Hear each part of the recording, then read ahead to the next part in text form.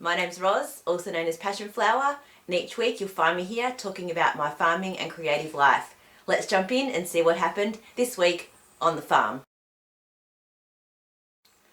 Well, we finally got some rain. Last weekend we got about 33 mil of rain in 2 and a bit days, which is more than we'd had for the rest of the entire year. And that's done really good for our tanks. We don't have to buy water. We were extremely close to having to do that. But it hasn't made a lot of difference really to the ground or to the dams. As soon as you sort of dig just under the surface, it's still extremely dry.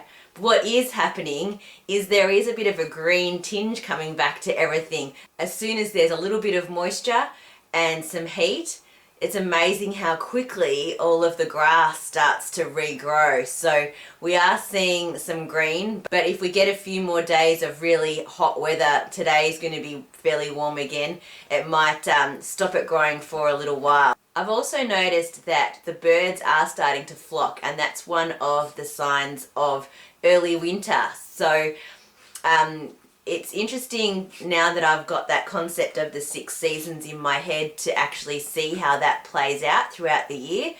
I have been going for walks a couple of times a week, and I'm on the lookout for mushrooms now, because now that we've had some rain and the earth is still a little bit warm, we should be getting some. So I'm looking, none yet, but hopefully in the next little while, and if I get some, I can show you.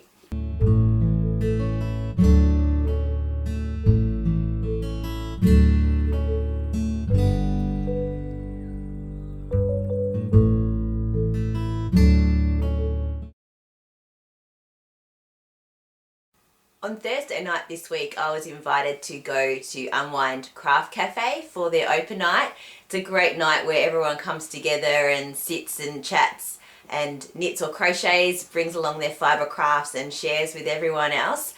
I'm excited to announce that my yarn pop-up has been extended until the end of May there. So if you're in Melbourne area, you should definitely make a trip to Unwind. It's a great place to hang out, and also you'll get to see my yarn in store and get to squish it in person. So I'm just getting myself prepared, getting some samples together. I'm really excited. I'm just looking at the colorways that I sent through to Unwind, and I'm going to see what ones I have knit up as samples, and then I'll take those tonight. I'm going to label them all. I'm also going to, I've got a really cool sock. That I knit from some minis, these little stripes. So I'm going to just weigh how much this came to in terms of grams, so that I can explain that. You can probably hear weight in the background. Just so that I can explain that from a pack of mini skeins, you could actually knit yourself a pair of socks, depending on the size of your foot. And I'm going to pop it onto my homemade coat hanger sock blocker like that, so it's much easier to see.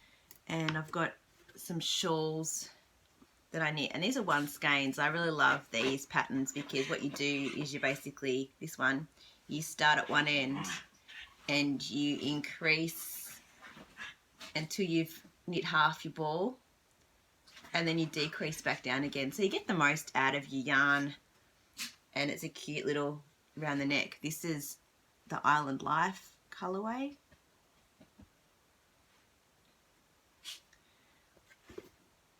And this is the Pitchu shawl, which is a different method again. This one is knit in wedges, so sort of, or like feathers, I think they call them. So you start with 1 feather like that using short rows, and then you just keep adding feathers on top of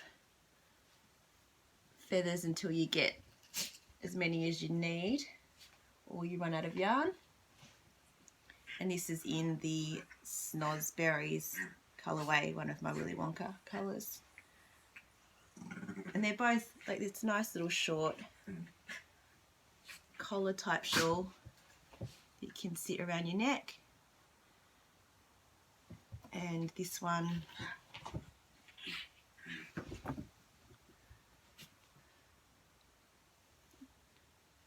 Pimpless pattern, which is a free pattern on Ravelry as well. And it just sits really nicely, doesn't come off, keeps your neck nice and warm. And it's a good shawl for this time of year, or scarf, for when you just want a bit of an accessory and some colour, and not necessarily to keep you warm, but it does just keep that, just the back of your neck and that's around the top, cozy.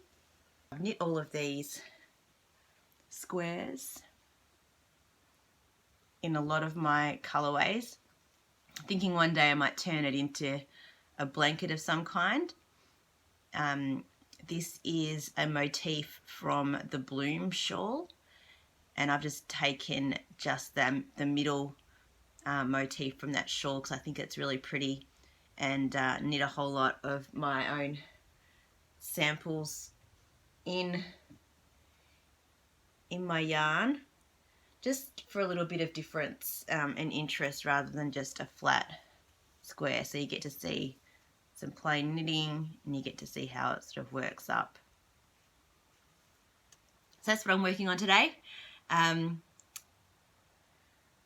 Yeah, I need to label all this stuff and make sure that I know what I'm talking about and that it all makes sense, and that I'm able to properly share my yarn, and just a few little tips and tricks about being able to knit things that are simple and effective and get the most use out of your yarn.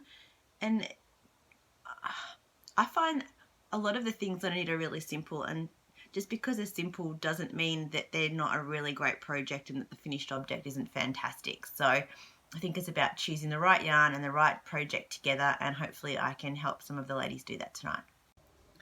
Just in the car outside the front of Unwind Craft Cafe, I decided to wear my poncho. They have my lace weight yarn in the shop as well as the pattern, so it'd be nice to show it off a little bit and talk to some of the people about it.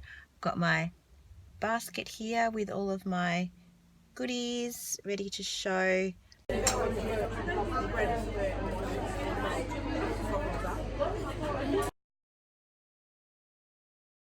That's it for another week. I'm really enjoying sharing my farming and creative life with you, and I hope that you are enjoying watching. I'd love if you could subscribe to my channel and also give me a thumbs up on this video, and I'll see you next week on the farm. Bye.